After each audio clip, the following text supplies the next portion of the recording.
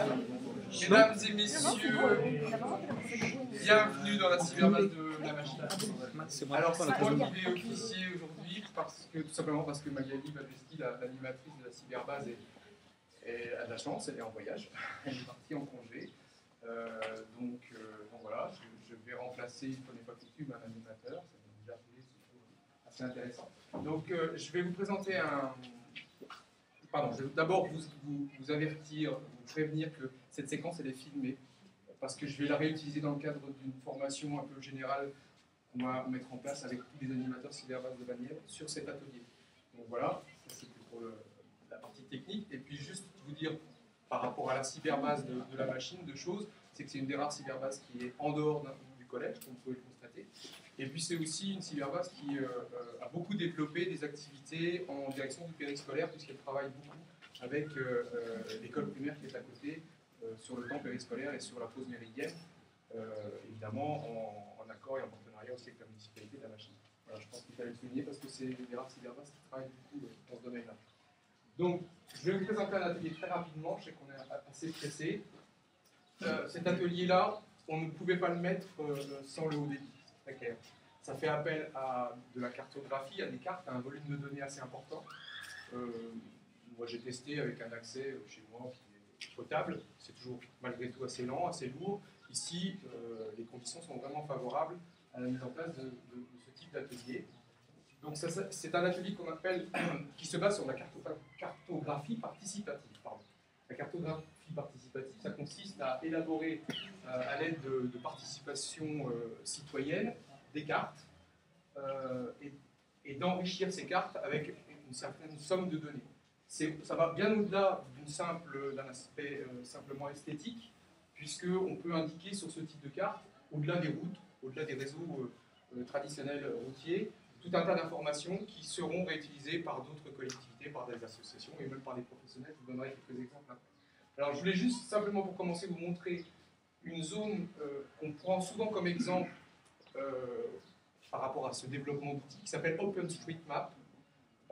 Donc la communauté OpenStreetMap, au moment du tremblement de terre d'Haïti, a été très réactive et elle a permis de faire intervenir les secours sur la ville de Port-au-Prince beaucoup plus vite grâce à un enrichissement de la communauté de la carte.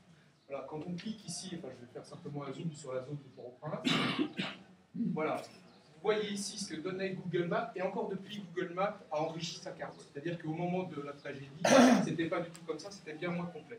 Et ici, vous avez le travail de la communauté OSM, OpenStreetMap, et on voit tout de suite qu'on a beaucoup plus de précision sur ce type de carte-là, qui est enrichi avec un certain nombre de bâtiments. Et bon, je pourrais zoomer encore plus, et vous verriez effectivement qu'on a beaucoup plus de détails. Donc, ça montre déjà le côté réactif de la communauté.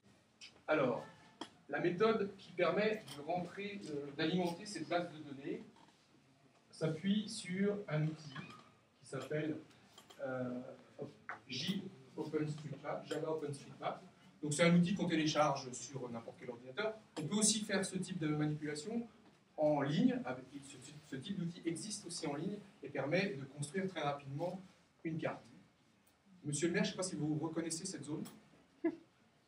C'est une zone de données de la machine. C'est une zone de la machine que vous avez visité il y a quelques minutes, puisque c'est le site des Marizys. Voilà. Donc je me suis dit que ce serait intéressant, après avoir fait de la première pierre, de faire le tracé des routes, puisque ça a donné lieu à la création de 2 routes sur le site des Marizys. Donc ces routes, elles sont approximativement situées par là, et il y a une boucle comme ça. Voilà. Sauf que, voilà, pour l'instant, elles n'apparaissent pas sur votre carte. Je peux même vous montrer de la jachère fleurie qui est signe, mais il n'y a pas le... Alors, on pourra éventuellement, après, vous pourrez éventuellement la cartographier si vous voulez. Alors, ce que j'ai fait pour préparer cette séquence, je suis allé me promener sur le site il y a quelques jours avec un GPS dans ma poche. Et puis, automatiquement, j'ai enregistré les traces de mon déplacement sur la zone des Marizys. Et les traces, je vais les faire apparaître. Voilà. Voilà, ça c'est ma trace, c'est mon déplacement. Voilà. Je me suis déplacé au milieu de la route. Hein. Vous n'avez pas fait bien grand-chose. Ça m'a pas pris trop de temps. Donc j'ai simplement pris ces traces et on va compléter, si vous voulez bien, on va compléter la route à partir de ce tracé. Alors, vous voulez venir le faire ou... Allez, quoi non? Allez, Daniel, au tableau. Alors, le clic, c'est simplement en appuyant avec la Moi pointe. j'étais habitué à la craie. Ouais, il va falloir. Alors, cliquez simplement sur le point là. dessus. Voilà. Et vous cliquez ensuite sur ce point-là, sur la rampe. Et brille. Voilà. Vous cliquez ensuite ici. Voilà. Oh! Alors, il faut quand même venir jusqu'ici. Voilà. Et repartir jusque-là pour faire la boucle. Vous cliquez ici. Voilà. C'est bon. Ça va? Bravo Daniel, bravo. Alors, on ne va pas rentrer dans le détail, mais il faut savoir que sur ces routes-là, vous pouvez mettre plein d'informations. Donc celle-ci, je crois que la rue qui s'appelle ici s'appelle la rue Raoul Follereau. Donc ce bout de route, il faudra l'appeler évidemment Raoul Follereau. Et puis ensuite, vous donnerez un nom un jour sans doute à cette rue. Je crois que cette rue-là est en sens unique, donc il faudra aussi indiquer quelle est en sens unique, etc. Donc tous ces renseignements-là, on les rentre sur ce type de document. Il suffit ensuite de transférer ces documents sur le site OpenStreetMap et la carte, elle est mise à disposition de tous et elle est réutilisable, modifiable par tous. Voilà. Alors juste une question. Oui. Un petit plaisantin Ah, c'est la question qui revient systématiquement. peut entrer des données, de fausses Bien sûr, données. bien sûr. Et alors, comment on gère? Alors, il y a des outils, ça c'est une question qui est revenue souvent dans la communauté OpenStreetMap. Donc il y a des outils qui se mettent en place et qui consistent tout simplement à définir des zones qu'on surveille. C'est-à-dire que celui qui a créé la zone devient le surveillant de cette zone. Voilà. Donc déjà, si quelqu'un vient modifier la zone qu'il a lui-même générée, il en est averti. Donc il sait que quelqu'un est en train de, par exemple, effectivement, mettre des informations qui sont complètement erronées. Et ensuite, le principe, c'est vraiment le principe de Wikipédia. Je suppose que vous connaissez tous l'encyclopédie. Au départ, cette question-là, quand on a créé l'encyclopédie Wikipédia, elle était aussi régulièrement posée. Mais que va-t-il se passer quand on aura quelqu'un qui va mettre un article complètement erroné, etc. Et on s'aperçoit au fil du temps, alors Wikipédia a mis aussi en place des outils qui permettent de modérer, de vérifier, etc. Mais on s'est aperçu au fil du temps que l'encyclopédie Wikipédia était tout à fait plausible, valable, autant que n'importe quelle autre encyclopédie. Donc ça s'est enrichi, et il y a une sorte d'autogestion qui se met en place avec le nombre de participants qui grossit. Mais effectivement, c'est de toute manière quelque chose qu'on doit surveiller, parce qu'on peut être amené à rebaptiser le secteur autrement, et pourquoi pas pour porter atteinte à la municipalité. Donc il faut effectivement être assez prudent par rapport à ce type d'outils. D'où la nécessité d'accompagner les gens dans l'usage de ce type d'outils.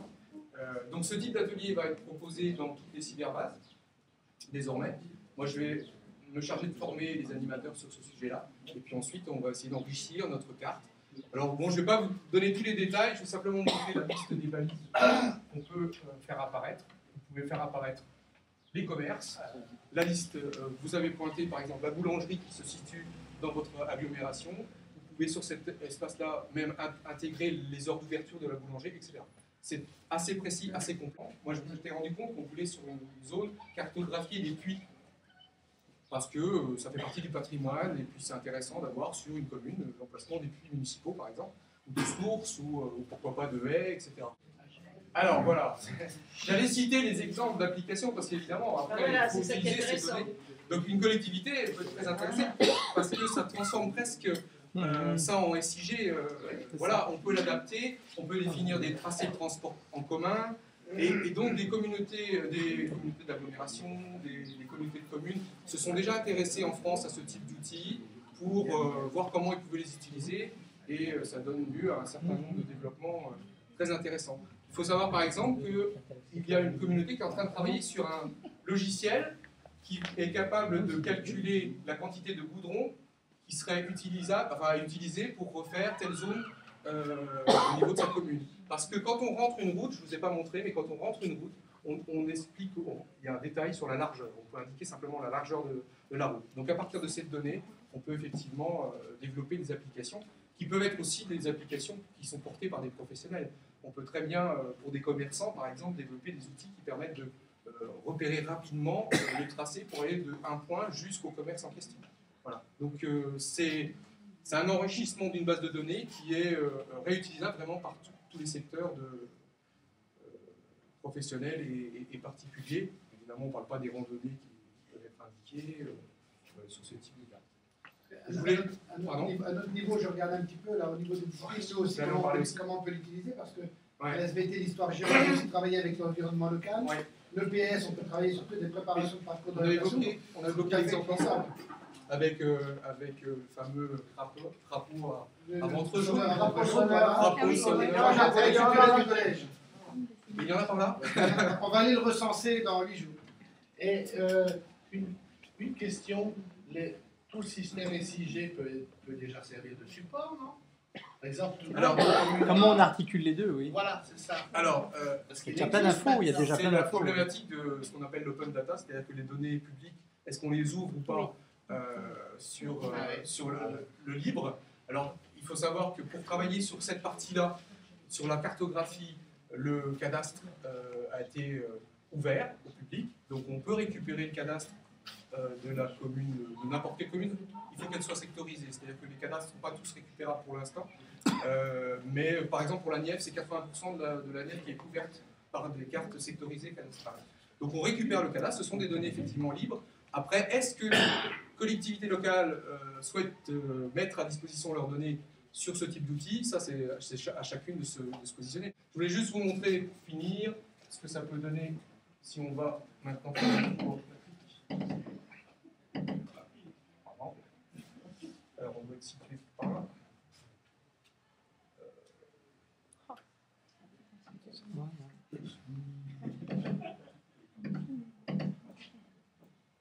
Voilà.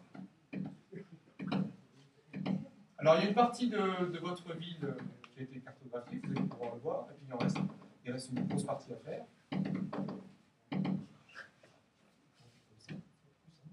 Voilà. Donc ça, ce sont déjà toutes les rues qui ont été créées.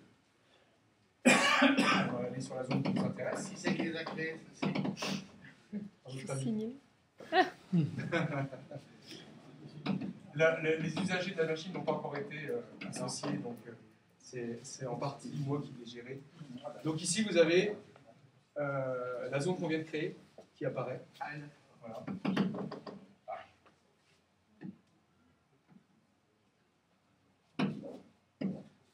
Un des gros avantages de cette cartographie, c'est qu'elle vraiment elle fait apparaître les bâtiments, ce qu'on ne trouve pas sur les autres cartes.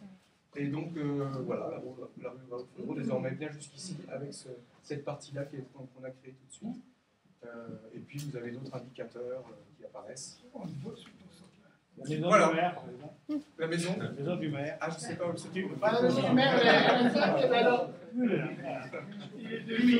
mes voisins ne font pas de bruit sur le cimetière. Voilà, je ne vais pas répondre à vos questions tout de suite. Je vais vous demander si vous voulez en savoir plus, de prendre des abonnements dans le réseau Cyberbase.